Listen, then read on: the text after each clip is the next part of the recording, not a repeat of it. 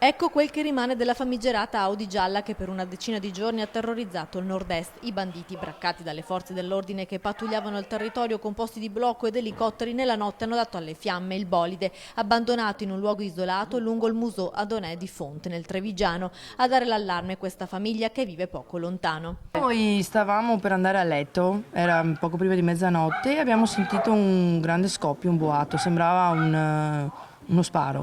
E ci siamo allarmati, siamo usciti per vedere cosa c'era e ci siamo accorti dal terrazzo che c'era fuoco e fiamme che divampavano là vicino alle rive del Musone. Me ne sono reso conto quando appunto sono andato là a vedere cosa si trattava, insomma, perché ho visto questa macchina con questi contorni gialli, ho immaginato. L'Audi, rubata a dicembre a Malpensa, è stata completamente divorata dalle fiamme. I carabinieri di Treviso hanno posto sotto sequestro la carcassa, mentre per tutta la mattinata il RIS di Parma ha effettuato i rilievi nell'area dell'incendio sulle rive del Muson. Secondo il procuratore della Repubblica di Treviso, visto lo stato in cui è ridotta la macchina, sarà difficile individuare qualche reperto utile all'identificazione dei tre banditi che con le loro scorribande hanno tenuto sotto scacco il Veneto e il Friuli Venezia Giulia.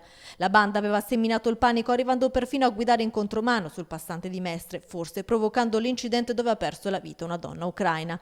Padova, come altre procure, ha aperto un'indagine. Proprio ad Abano, infatti, compare per la prima volta l'Audi gialla in fuga dopo un tentato furto in abitazione. I carabinieri in quell'occasione, per bloccare i malviventi, hanno sparato alcuni colpi di pistola. Non si può escludere che anche i banditi fossero armati, ma di questo non c'è mai stato riscontro. Con il ritrovamento della carcassa bruciata, per noi rimangono le indagini ovviamente sulle persone, sui tre occupanti.